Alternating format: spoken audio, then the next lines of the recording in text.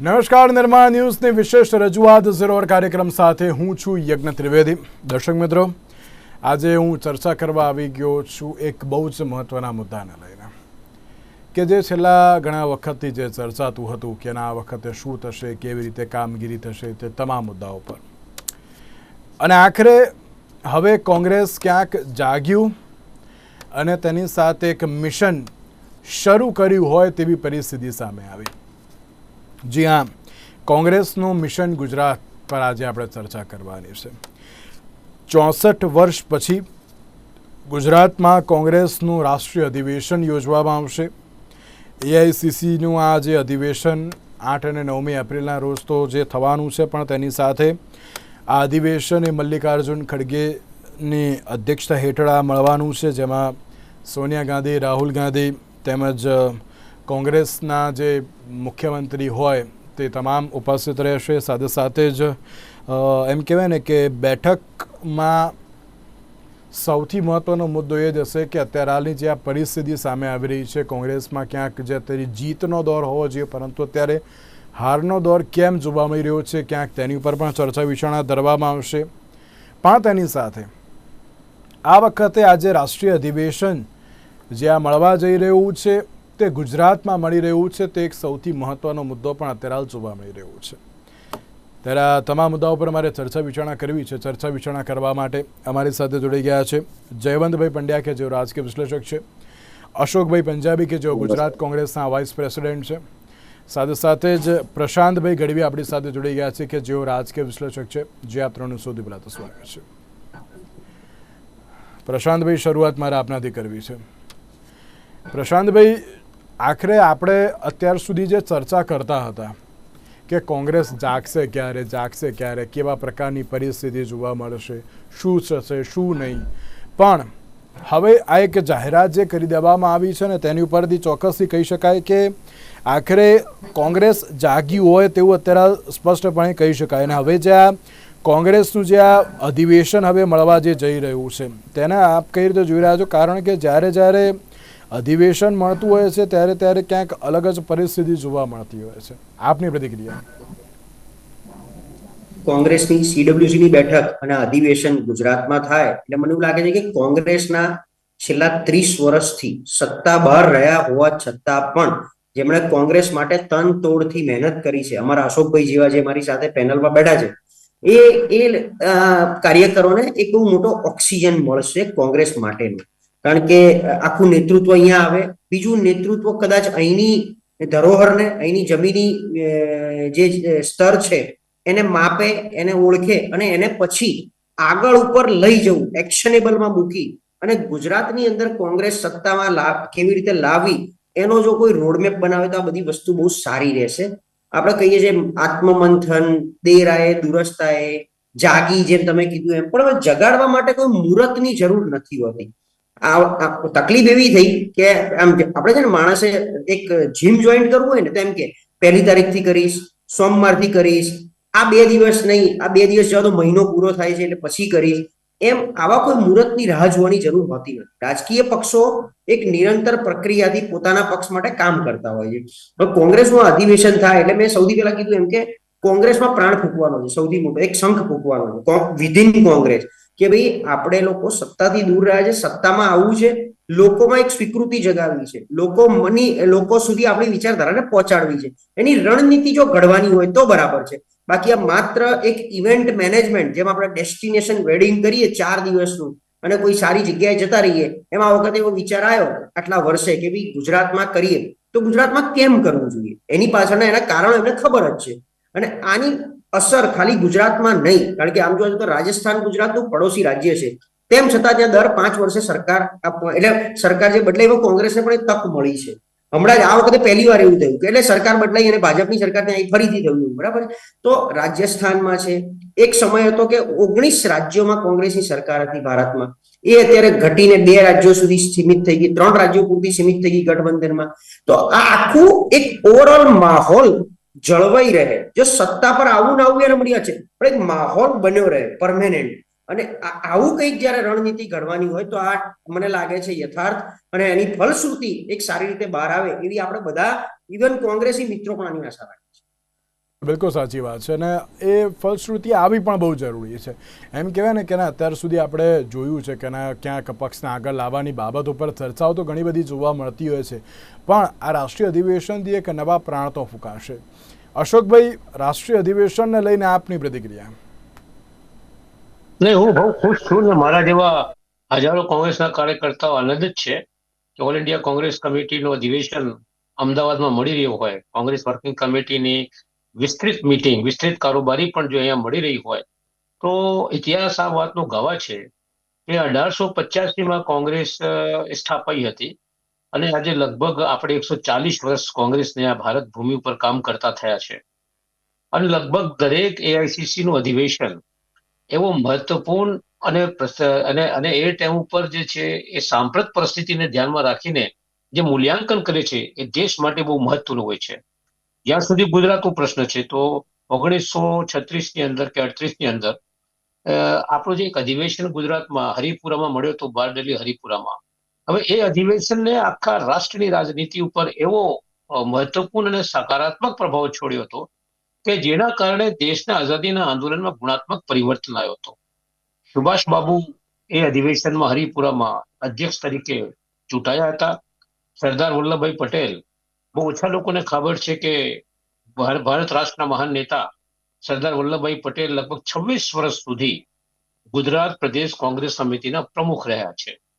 અને એ સમય ઉપર પણ જ્યારે હરિપુરામાં સેશન થયું ત્યારે પોતે પ્રમુખ હતા ગુજરાત પ્રદેશ કોંગ્રેસ સમિતિના, અને એમની અધ્યક્ષતાની અંદર એ અધિવેશન થયું હતું.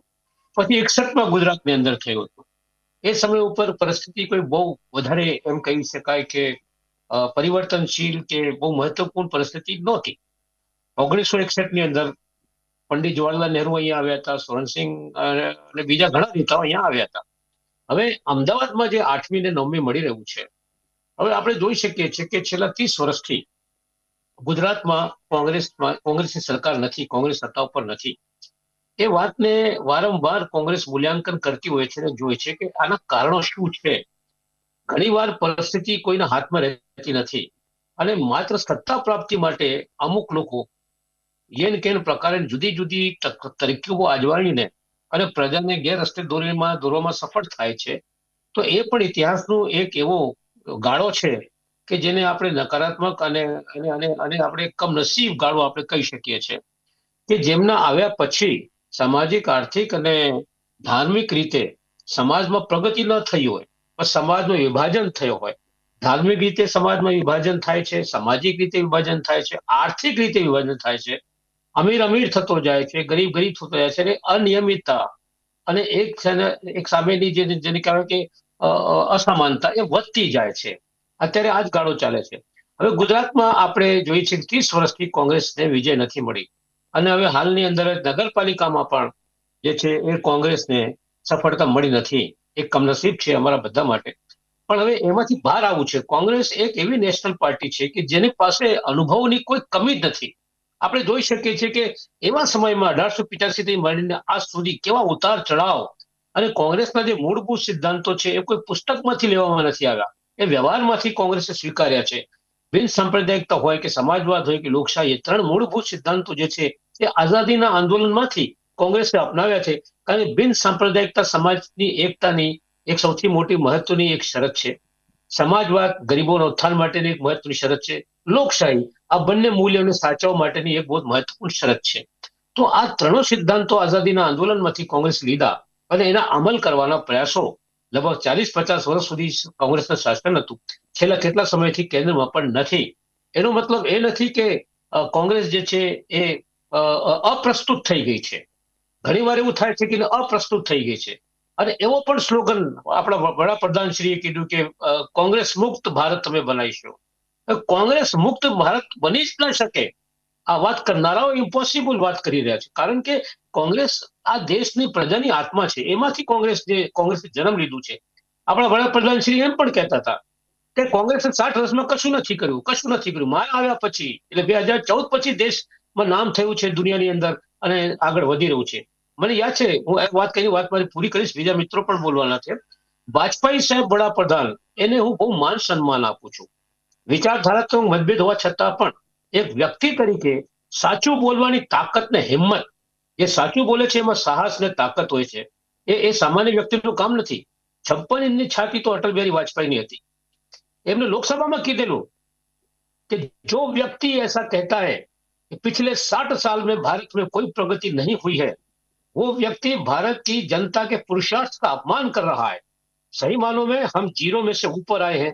આ વાત લોકસભામાં વાજપેયી સાહેબે કરી હતી અને એનાથી બિલકુલ ઊંધી વાત આજના વડાપ્રધાન કરતા હતા. તો એની સામે વિચારધારાત્મક ભૂમિ ઊભી કરવા ગુજરાતની અંદર આવતા દિવસોમાં કયા પ્રકારની લડતના આંદોલન કરીને લોકોને સાચી દિશામાં લઈ જવાનું છે, બંધારણ ઉપર ખતરો છે, સંવિધાન ઉપર ખતરો છે, એ બાબતમાં જાગૃતિ ઊભી કરવાની છે. ઘણા પ્રશ્નો છે એ બાબતમાં 8મીએ વિસ્તૃત કારોબારી, 9મીમાં એઆઈસી સેશન, 3000 લોકો અહીંયા આપણા અમદાવાદમાં આવશે. આખા દેશમાંથી મોટા આગેવાનો, બધા જેને કહેવાય 3 રાજ્યોના મુખ્યમંત્રી છે, કોંગ્રેસ વર્કિંગ કમિટીના આગેવાનો છે, જિલ્લાઓના પ્રમુખ, રાજ્યોના પ્રમુખો, વિરોધ પક્ષના નેતાઓ અને એઆઈસીસીના સભ્યો. એ બહુ મહત્વનું અમારા માટે છે અને એના માટે અમે જી જાનથી કોશિશ કરીને આ સંમેલનને નસીબ સફળ બનાવીશું, પણ એઆઈસીસી સેશનનું મેસેજ લોકો સુધી પહોંચવાનો પણ પ્રયાસ કરીશું. તમે નવા વિચારોની તો વાત કરી, પણ હું તેની પર પછી આવું. જયવંતભાઈ, મિશન ગુજરાતની બાબત જોવા મળી રહી છે. જયવંતભાઈ, આપને ખ્યાલ હશે કે 2017માં કોંગ્રેસનું એક અધિવેશન અહીંયા મળ્યું હતું, એટલે કે ગુજરાતમાં, અને તે સમયે ઘણી સારી એવી જે પરિસ્થિતિ જોવા મળી હતી. અશોક ગેહલોતજીને જે પૂરેપૂરી જવાબદારી આપી દેવામાં આવી હતી. તે સમયે વિધાનસભામાં 77 જેટલી સીટો, કદાચ સીટોમાં ભૂલ થતી હોય તો તમે કરેક્ટ કરજો મને. એટલે એ ક્યાંક અત્યારે તો આંકડામાં થોડોક ઉલટફેર હોઈ શકે છે, પણ એટલી વધારે પ્રમાણ, એટલે કે ઘણી સારી એવી સીટો જે જીતવામાં કોંગ્રેસ આગળ રહી હતી. અને ફરી એકવાર આ પ્રમાણેનું જે અધિવેશન ગુજરાતમાં થવા જઈ રહ્યું છે. સ્થાનિક સ્વરાજની ચૂંટણી તો અત્યારે 2026માં આવી રહી છે, પણ તેની સાથે વિધાનસભાની પણ ચૂંટણી આવવાની છે. શું લાગી રહ્યું છે કે આ વખતે જે આ અધિવેશન જે ગુજરાતમાં મળવા જઈ રહ્યું છે તેનાથી ક્યાંક નવી એક ઉર્જાઓ મળશે કોંગ્રેસમાં? તેમાં કાર્યકર્તાઓ તો બરાબર, પરંતુ એક નેતાઓમાં પણ એક નવી ઉર્જા આવશે. તે હું ખૂબ આશાવાદી છું અને મારી લગભગ ડિબેટમાં, કોઈ પણ ડિબેટમાં આશાવાદ વ્યક્ત કરતો હોઉં છું. કોઈ પણ બાબત હોય તો એની એક ઉજળી બાજુ પણ જોવાનો પ્રયત્ન મારો હોય છે હંમેશા. અને કોંગ્રેસનું અધિવેશન આટલા બધા વર્ષો પછી ગુજરાતમાં થતું હોય તો એને આવકાર જ હોય. એનું કારણ એ છે કે કોંગ્રેસને તમે છેલ્લા કેટલાક અધિવેશન જોશો તો રાજસ્થાનમાં જ્યારે અશોક ગેહલોતની સરકાર હતી ત્યારે રાજસ્થાનમાં થયું હતું. પછી ઇન્ડી ગઠબંધનની જે પહેલી કે બીજી બેઠક, પહેલી બેઠક તો પટનામાં મળી હતી, બીજી બેઠક બેંગલુરુમાં મળી હતી, કારણ કે કર્ણાટકમાં કોંગ્રેસનું શાસન હતું. એની સામે તમે ભાજપના અધિવેશનનો ઇતિહાસ જોશો તો એના અધિવેશન છે છેલ્લે લગભગ તેલંગાણામાં એમનું અધિવેશન મળ્યું હતું, જેમાં વડાપ્રધાન મોદીએ પસમાંદા મુસ્લિમોની પાસે જવાનું, એક એમ કે ભાઈ આપણે મુસ્લિમો પાસે પણ જવું જોઈએ, એ પ્રકારની વાત કરી હતી. તમે વિરોધી જે પક્ષ છે એના શાસનના રાજ્યમાં જ્યારે જાઓ છો ત્યારે આટલી મોટી સંખ્યામાં જ્યારે તમારા નેતાઓ, અને એમાં ખાસ કરીને શીર્ષ નેતાઓ હોય છે, અને એમાં સ્વાભાવિક છે કે કવરેજ તમને મીડિયાની રીતે સારું એવું મળવાનું છે, અને એ મીડિયા કવરેજનો લાભ છે એ જનતા સુધી પહોંચવામાં તમને ક્યાંક ને ક્યાંક થતો હોય છે. સાથોસાથ તમારા જે મુદ્દા તમારે કહેવા છે એ કહી શકો છો તમે. અને બીજી બાજુ એ છે કે છેલ્લા કેટલાક વર્ષોથી, અને ભાજપ એમાં સફળ પણ થયો છે, અને એમાં કેટલીક અંશે વાત સાચી પણ છે. એ વાત એ છે કે કોંગ્રેસની ગુજરાત વિરોધી છબી, ખાસ કરીને 2002 પછી, એ આખી જે કઈ સિલસિલો ચાલ્યો, જે કઈ ઘટનાઓ બની, પછી રમખાણો હોય કે ઇશરત જહાં કે સોહરાબુદ્દીન એન્કાઉન્ટર હોય કે નર્મદાની વાત હોય, એ બધા મુદ્દે જે કોંગ્રેસનું સૈફુદ્દીન સોઝ હોય કે બીજા ઘણા બધા પ્રશ્નો છે, તો એમાં એક છાપ એવી ઉભરીને આવી કે કોંગ્રેસ છે એ ગુજરાત વિરોધી છે. ચાહે નરેન્દ્ર મોદીના વિઝાનો પ્રશ્ન હોય અમેરિકા દ્વારા, આ બધાને હવે તમારે એન્કાઉન્ટર કરવા પડશે, એનો તમારે સામનો કરવો પડશે. અને સાથોસાથ તમારી એક નવી છબી કે ભાઈ અમે ગુજરાત તરફી છીએ, ગુજરાતી જે કઈ અમારા નેતાઓ છે, પછી મોરારજી દેસાઈ હોય કે ઇન્દુલાલ યાજ્ઞિક એક સમયમાં હોય, જીવરાજ મહેતા હોય કે બળવંતરાય મહેતા હોય, સનત મહેતા હોય કે પછી એક સમયે ચિમનભાઈ પટેલ પણ હોય, આ બધા અને ચિમનભાઈ પટેલે નર્મદા માટે ત્યાં મેધા પાટકરની સામે એમના પત્ની ઉર્મિલાબેન પટેલ એમણે ખૂબ દેખાવો કર્યા હતા. તો આ વાત છે તમે કેમ નથી કહેતા? તો આ બધી વાતો તમારે કહેવી પડશે. બીજી વાત એ છે કે ગુજરાતમાં આવવાના કારણે એક આપણે પણ મીડિયાની દૃષ્ટિએ પણ જોઈએ અથવા તો ડેવી ડિબેટની રીતે પણ જોઈએ કે એક તરફી આખું બધું ચાલતું રહ્યું છે છેલ્લા કેટલાક વખતથી. તો એક નવો આપણને મુદ્દો મળશે મીડિયાની રીતે પણ કે ભાઈ મીડિયામાં કવરેજ એક બીજા પક્ષનું પણ આવશે, કારણ કે જે કોંગ્રેસ છે એ લગભગ મૃતપ્રાય થઈ ગઈ છે અહીંયા ગુજરાતમાં. એ કોંગ્રેસમાં સંજીવની ફૂંકવાનો અથવા તો પ્રાણ ફૂંકવાનો પ્રયત્ન અહીંયા કરવામાં આવશે. અને એ કારણ કે આખા દેશનું કોંગ્રેસનું અધિવેશન છે, માત્ર ગુજરાત કોંગ્રેસનું અધિવેશન નથી. એ રીતે જોઈએ તો અહીંયા 2017માં રાહુલ ગાંધી આવ્યા હતા અને સાબરમતી રિવરફ્રન્ટ ઉપર સંવાદ નામનો કાર્યક્રમ કર્યો હતો, એ મને બરાબર યાદ છે. એમાં એમણે કેટલીક બાબતો કહી હતી. એમાં કેટલીક બાબતો એવી પણ હતી કે ભાઈ પેરાશૂટ લીડરને નહીં ઉતારવામાં આવે, પણ અલ્પેશ ઠાકોરને ઉતારવામાં આવ્યા હતા અને એ બધું વાત જુદી છે. પણ આ પ્રકારની વાતો થઈ હતી ત્યારે પણ કાર્યકર્તાઓમાં પ્રાણ તો ફૂંકાયા જ હતા. એ જ રીતે 2022માં બરાબર ચૂંટણી પહેલા કદાચ સપ્ટેમ્બર મહિનો હતો કે કયો મહિનો તો મને યાદ નથી, પણ દ્વારકામાં ચિંતન શિબિર થઈ હતી. એમાં રાહુલ ગાંધીએ કહ્યું હતું કે જેટલાને જવું એટલાને જાય, 5-25 મારી પાસે રહી જશે તો પણ હું લડીશ. એક બહુ પોઝિટિવ રીતે જોઈએ તો બહુ મોટી વાત હતી, પરંતુ એને તમે કેટલું સાર્થક કરી શક્યા, એ કેટલી વાત તમે જમીન સ્તર સુધી પહોંચાડી શક્યા, ને એ પછી જેટલી પણ ચૂંટણીઓ થઈ એમાં શું પરિણામ આવ્યા એનું મૂલવવાની જરૂર છે. હમણાં જ 240 બેઠકો ભાજપને આવી, એ પછી પણ રાહુલ ગાંધી જે રીતના જુસ્સા સાથે અહીંયા આવ્યા હતા અને પ્રદેશ કાર્યાલયમાં એમણે કહ્યું હતું કે ગુજરાતમાં આપણે ભાજપને હરાવવાના છે, જે રીતે ભાજપનો હિન્દુત્વનો રથ છે અયોધ્યામાં રોક્યો, એ જ રીતે હવે ગુજરાતમાં પણ આપણે હરાવવાના છે. અને એમાં જયારે પ્રશ્ન પૂછ્યો એમણે, ત્યારે 50% લોકોએ ત્યાં કોંગ્રેસના જ કાર્યકર્તા હતા, કઈ આમાં સામાન્ય જનતા નહોતી, પરંતુ એ 50% જનતાએ જ કહ્યું કે આપણે હરાવી શકીશું. તો એમણે કહ્યું કે વાંધો નહીં કે 50% લોકો છે, પણ બીજી 50% પણ પછી માની જશે. તો પ્રશ્ન એ છે કે એ બીજી 50% જે કોંગ્રેસની જે કાર્યકર્તા ટીમ છે, કોંગ્રેસના જ લોકો છે, એનામાં પ્રાણ ફૂંકવાના છે એને. કારણ કે તમે પરિણામ જયારે મળતા હોય છે ને, બીજી બધી વાત તો જુદી છે, પણ પરિણામ જયારે તમારાથી વિપરીત થતા હોય છે ને, ત્યારે તમારી પાસે કોઈ પેલું આશા રહેતી નથી. એ આશા જગાવવાની છે કે હવે જે અર્જુન મોઢવાડા જેવા નેતાઓ પણ જો કોંગ્રેસ છોડીને ભાજપમાં જતા હોય તો બીજાની ક્યાં વાત કરવાની. એ હવે પ્રવાહ છે એ અટકે અને નવા કાર્યકર્તાઓ હવે નવી એક ટીમ રચાય. અને એ નવી ટીમ, કારણ કે આપણે શક્તિસિંહ ગોહિલનું પણ કાર્ય જોઈ લીધું કે ભાઈ એ પણ કઈ એવો ચમત્કાર દેખાડી શક્યા નથી, અને એના કારણે હવે નવી ટીમ રચાય અને આખા દેશમાં પણ એક નવી ટીમ બને. મને લાગે છે કે 1885માં જે કોંગ્રેસ બની, એ કોંગ્રેસમાં જે વૃદ્ધનું પ્રભુત્વ છે, નો ડાઉટ મલ્લિકાર્જુન ખડગે હોય કે અશોકભાઈ પંજાબી હોય, એ બધા જ અનુભવનું ભાથું ધરાવે, પણ તમારે ફ્રન્ટ ફેસ તરીકે સામે એવા લોકોને પણ ઉતારવા પડશે કે જે કદાચ હાર્દિક પટેલની જેમ યુવાઓનો સપોર્ટ લેવો જોઈએ, એક પેલું બતાવી શકે કે ભાઈ યુવાથી ભરપૂર ટીમ છે. જેમ ભાજપ છે નવી કેડરને સતત પ્રદેશોમાં તૈયાર કરી રહ્યા છે, એવી રીતે એમ નહીં જયવંતભાઈ, એમ કહી શકાય કે યુવાઓનો સપોર્ટ લેવો જોઈએ તેમ? યુવાઓનો સપોર્ટ નહીં, યુવાઓને આગળ કરવા પડશે. યુવાઓને વૃદ્ધોએ સાથે રહી. મને જયારે આ રાહુલ ગાંધી 2019માં આવ્યા ત્યારે સોનિયા ગાંધીના જૂથ, હું સ્પષ્ટપણે એમાં શબ્દ ચોર્યા વગર કહીશ કે સોનિયા ગાંધીનું જે જૂથ હતું, અશોક ગેહલોત, કમલ હું ના ભૂલી મધ્યપ્રદેશના નેતા કમલનાથ, એ પ્રકારના જે નેતાઓ હતા, એ નેતાઓ શીલા દીક્ષિતજી પણ જીવિત હતા. તો એ બધા નેતાઓ નો ડાઉટ એ અનુભવ ધરાવતા હતા, પરંતુ એને જે રીતને સપોર્ટ કરવો જોઈએ અને ભાજપે જે રીતે નિર્ણય લીધા કે ભાઈ વિજય રૂપાણી, નીતિન પટેલ, બધું બહુ થઈ ગયું, તમે સાઈડમાં બેસો, શિવરાજસિંહ ચૌહાણને કેન્દ્રમાં લઈ લીધા, બહુ થઈ ગયું, તમે હવે નવાને તક આપો.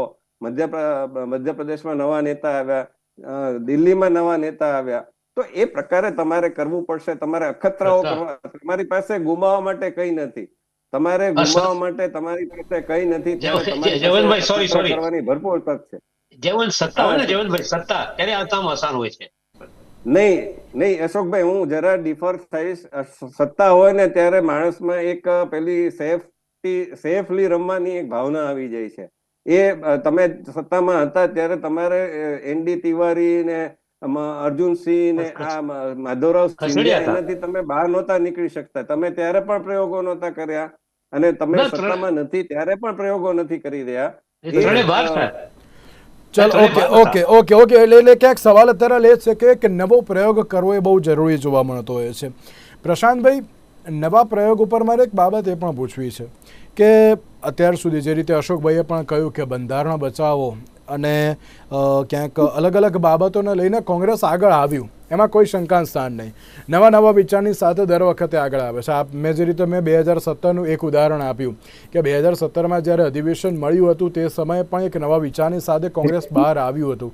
દર વખતે વિચારો તો લાવવામાં આવે છે, એક સારા એવા એમની સાથે પણ બહાર આવે છે, પણ પછી કંઈ થતું નથી. એમ કહેવાય ને કે યોગ્ય અમલીકરણ, આપણે અત્યાર સુધી તંત્ર ઉપર આવા બધા સવાલ કરતા હતા કે ના તંત્ર અત્યારે શું કરી રહ્યું છે, અમલીકરણ નથી. પણ આમાં તો જ્યારે પાર્ટીની વાત કરીએ તો પાર્ટીમાં ક્યાંક અમલીકરણની અત્યારે બહુ જરૂરિયાત જોવા મળતી હોય છે. અને એમ કહેવાય ને કે બહુ એક સારો પોઈન્ટ છે કે ના હવે એક નવા ફેસને અત્યારે તમારે બહાર લાવવો એ બહુ જરૂરી બની ગયો છે. હા, તમે મલ્લિકાર્જુન ખડગેજીને તમે લાવ્યા, કોંગ્રેસના અધ્યક્ષ તમે બનાવ્યા, પણ દરેક જગ્યાએ એક નવો ફેસ લાવવો, એક નવી ઉર્જા પણ લાવવી એ બહુ જરૂરી બની ગઈ છે. અખતરાની વાત થઈ એટલે એક બે વાત. હા, સૌથી પહેલા તો અત્યારે સમય પાકી ગયો છે આખું વલોવાનું, આખા કોંગ્રેસને આપણે જયારે વલોણું કરીએ તો આખી છાસ ગોળીમાં કેવી એમ ઉછળીને ફીણ થઈને બહાર આવે અને એ એક અલગ ટેસ્ટ આપે છે. એ વલોણું લઈને કોંગ્રેસે બેસવાનો સમય આવ્યો પહેલું. બીજું કે જે અખતરાની વાત છે, કોંગ્રેસમાં તકલીફ શું થઈ મને એવું લાગે છે કે સેન્ટરને સાચવવા માટે વ્યક્તિ પાર્ટી કરતા મોટા થઈ ગયા. દરેક રાજ્યના તમે નામ બોલો તો બે પાંચ નામ જે આવે છે બહાર, એ કંઈક આ બાજુ હુડ્ડાની વાત હોય, આ બાજુ અશોક ગેહલોતની વાત હોય, એ જ રીતે નોર્થ ઇસ્ટના લોકોની વાત હોય, એ લોકો હાવી થઈ ગયા. વ્યક્તિ પાર્ટી કરતા મોટા બનવા માંડ્યા. એટલે પાર્ટીને એની ચિંતા એવી રહેવા માંડી કે જો અહીંયા કંઈક અખતરો કરવા જઈશું તો આ વ્યક્તિ સામે પડશે અને નુકસાન પાર્ટીને જશે. એટલે વ્યક્તિને મહત્વ અપાતા ગયા. જયારે ભાજપમાં શું છે, ઉપર બેઠેલા બે વ્યક્તિ ધીરે ધીરે પકડ લીધી. ભાજપે બી કઈ આમ જોવા જાય તો સ્ટેબલ હતું જ નહીં, 2014 પછી સ્ટેબલ થયું. તેમણે બધા અખતરા કર્યા, નવા લોકો લાવવાના, પણ પકડ પાર્ટી તરીકે રાખી. એટલે પાર્ટી મોટી છે, વ્યક્તિ નહીં. એ લોકોને છેક સુધી જ્ઞાન પીરસાયું. એટલે આ એક વાત થઈ. બીજું જે નવા ચહેરા ગુજરાત કોંગ્રેસમાં આપણે સ્પષ્ટ કહીએ છીએ કે તમારા ફર્સ્ટ કેડરના અથવા તો પ્રથમ હરોળના 10 નેતાઓ જે છે એમને માર્ગદર્શક મંડળમાં મૂકો તો અને તો જ કંઈક તમારું કલ્યાણ થશે. બાકી આ જે રીતે જઈ રહ્યું છે, હજી આવનારા 10 વર્ષ સત્તાથી દૂર રહેવું પડે તો કોઈ નવાઈ નહીં. કારણ કે માહોલ આખો એ રીતે બની ગયો છે. એક તો કોંગ્રેસી કાર્યકર્તાઓ ધીરે ધીરે એમનો પોતાનો આત્મવિશ્વાસ ગુમાવતા રહ્યા છે. ફાઇટ આપે છે, બહુ સારી વસ્તુ છે. ગેનીબેન જીત્યા તો ગેનીબેન થી જીત્યા, કોંગ્રેસ થી નથી જીત્યા. એટલે એક સીટ મળી કોંગ્રેસને લોકસભામાં, પણ એ કેવી રીતે મળી આપણે સૌ જાણીએ છીએ. એ જ ગેનીબેનને પછી વાવમાં પૂર્ણ રીતે હરાવવાનો પ્રયત્ન થયો ગેનીબેનના માણસને એમ. એટલે આ બધું ગ્રુપિઝમ, જૂથવાદ. પણ મૂળ વાત કે સીડબ્લ્યુસી ની બેઠક અહીંયા થાય, એઆઈસીસી ની જે અધિવેશન થાય તો બહારના નેતાઓ પણ આવીને ગુજરાતની રગને પારખે કે એવું. કારણ કે ગુજરાત એકમાત્ર રાજ્ય હશે જેને 30 વર્ષ કોંગ્રેસે સત્તાથી દૂર રાખ્યું. આજે બાકી બધી જગ્યાએ 10 વર્ષ 15 વર્ષે ક્યાંક કમબેક થયું. કર્ણાટક જેવામાં કમબેક થાય, ક્યાંક જમ્મુ કાશ્મીરમાં હમણાં એમની સરકાર ચાલતી હતી અત્યાર સુધી. રાજસ્થાનમાં, મધ્યપ્રદેશમાં એક પ્રયત્ન થઈ ગયો કમબેક કરવાનો 2018માં અને થયું. એમ છત્તીસગઢમાં રહ્યું. તો આ કમબેક કેમ ના થઈ શકે ગુજરાતમાં? ગુજરાતમાં એવું તો શું છે કે કોંગ્રેસને ક્યાંય સ્વીકૃતિ ના મળે? તો બહારના લોકો પણ આવે. બીજું, અત્યાર સુધી જે બહારના રાજ્યોમાં જેમણે સત્તા રાખી છે કોંગ્રેસની, ટકાઈ રાખી છે અથવા નવી મેળવી છે, એમનો ઉપયોગ હજી સુધી કોંગ્રેસે કર્યો જ નથી ગુજરાતમાં. કે ભાઈ તમે આવીને એક નવો અખતરો કરો, ચલો અહીંયા અમારે શું કરવું જોઈએ, અમને ગાઈડ કરો. તમે કેમની સત્તા મેળવી? છત્તીસગઢમાં એવું તે શું થયું કે રાતોરાત રમણસિંહની સરકાર ઘેર બેસી ગઈ? રાજસ્થાનને આપણે હજી અપવાદ રાખીએ. મધ્યપ્રદેશમાં એવું શું રચાઈ ગયું કે કમલનાથ, એટલે આ કમલનાથ અને દિગ્વિજયસિંહ આટલા મોટા નેતા બની ગયા અને સરકાર આખી આમ આંચકી લીધી શિવરાજ બાબુ પાસેથી. આ એવું તે શું કર્યું? એનો જવાબ હજી સુધી ગુજરાત કોંગ્રેસ પાસે નથી, ન કોઈનાથી લઈ શક્યા છે. આવા બધા પણ એક અખતરા કરવા પડશે ફેસની સાથે સાથે. તમે ફેસને પણ જો હવે ગુમાવવાનું કંઈ છે નહીં, કારણ કે જેટલું ગુમાવવાનું બધું ગુમાવી ચૂક્યા છે. તો હું તો હજી એવું માનું કે 5 વર્ષ માટે ગુજરાત કોંગ્રેસના પ્રથમ હરોળના નેતાઓએ આ એક રિસ્ક લેવું જોઈએ કે ભાઈ અમે તો છીએ જ, કદાચ નથી ને અમે ફેલ ગયા સેકન્ડ કેડર વાળા, તો ફરી પાછા અમે એ લઈ લઈશું હાથમાં કંટ્રોલ. પણ અત્યારે એક વાર મારે 100 સાચા કોંગ્રેસી કાર્યકર ટિયર 2 ને આ એક તક આપી અને એમનામાં દોરસો ચલાવવું છે. પછી એ વખતે સીએમ બનવાના અભરખા ના રહેવા જોઈએ, પણ એ લોકોને એક વાર છૂટો દોર, ફ્રી હેન્ડ, કમ્પ્લીટલી એમ્પાવરમેન્ટ અને પિરામિડ આખા માળખાનું માળખું તમારું પૂરું કરી આપો, તો કદાચ કાલ ઉઠીને કંઈક આમાં બદલાવ આવશે. અશોકભાઈ, નવા ચહેરાની બહુ જરૂરિયાત છે, પણ કેમ નવા ચહેરા લાવતા નથી તે એક સવાલ પણ છે. એગ્રી આ પ્રશાંતભાઈની વાત સાથે હું સહમત છું. નવા ચહેરાઓ આગળ આવવા જોઈએ, નવા ચહેરાઓને મહત્વ આપવું જોઈએ. અમારા પક્ષની અમુક અંશે નબળાઈ સ્વીકારું છું. અને એમાં શું છે કે નવા ચહેરાઓ લાવવા માટેની જે વ્યવસ્થિત પ્રક્રિયા હોય છે, એના માટેના જે તંત્ર બનાવવામાં આવે છે, જેમ શરૂમાં અમારી પાર્ટીમાં વર્ગો ચાલતા હતા, પાર્ટી ક્લાસીસ. કોંગ્રેસ શું છે, આઝાદીના આંદોલનમાં કોંગ્રેસે શું કર્યું, રાજકીય પક્ષો એટલે શું, રાજકીય પક્ષો કોના માટે કામ કરે છે, મૂળભૂત સમસ્યાઓ પ્રજાની, આ બધા મુદ્દા ઉપર ક્લાસીસ વર્ગો ચાલતા હતા. હવે એમાંથી થોડીક પીછેહટ થઈ છે આખા દેશ લેવલ ઉપર. એ પણ એક બહુ મોટી નબળાઈ છે. તો જેના કારણે વિચારધારાત્મક મજબૂતી જે છે, તો એ જે હતી કોંગ્રેસમાં, એ થોડીક નબળી પડી છે. નવા લોકોને લાવવા માટે કોંગ્રેસને આક્રમક બનવું પડશે, લોકોને લાગવું પડશે કે ભાઈ હવે કોંગ્રેસ પાર્ટી જે છે પ્રજાલક્ષી પાર્ટી બની છે ને અમારા માટે લડશે.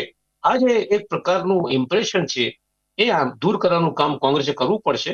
હું સ્વીકારું છું કે નવા લોકો લાવવામાં જેટલી સફળતા મળવી જોઈતી હતી કોંગ્રેસને. અને અશોકભાઈ, લાગે છે કે ના એક નવી ઉર્જા અને નવો જોમ જુસ્સો આવશે? બિલકુલ બિલકુલ લાગશે. કોંગ્રેસ તમે જુઓ, ગુજરાતમાં 30 વર્ષથી કોંગ્રેસની સત્તા નથી, તો પણ હજારો કોંગ્રેસના કાર્યકર્તા, મુઠ્ઠીભર લોકો કોંગ્રેસમાંથી છોડીને અહીંયાથી ત્યાં ગયા આગેવાનો. બાકી તમે નીચેના સ્તર પર તાલુકા કોંગ્રેસના પ્રમુખોથી માંડીને અને જિલ્લા સ્તરે અને ઉપરના સ્તરે હજારો કોંગ્રેસના કાર્યકર્તાઓ યથા સ્થિતિ અત્યારે મોજૂદ છે ને કામ કરી રહ્યા છે. એ લોકોમાં એક નવી ઉર્જા આનાથી જરૂર આવશે. અને મને લાગે છે કે જે રાહુલે કીધું છે કે ગુજરાત અમે જીતીશું, એ દિશા તરફ સફળતાપૂર્વક આગળ વધી શકાશે. બિલકુલ. અશોકભાઈ, જયવંતભાઈ અને પ્રશાંતભાઈ, આપ ત્રણના આભાર અમારી સાથે ચર્ચા વિચારણામાં જોડાવા માટે.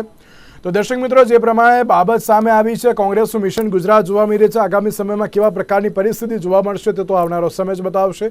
આજના વિશેષ કાર્યક્રમમાં આપશે રજા. નમસ્કાર.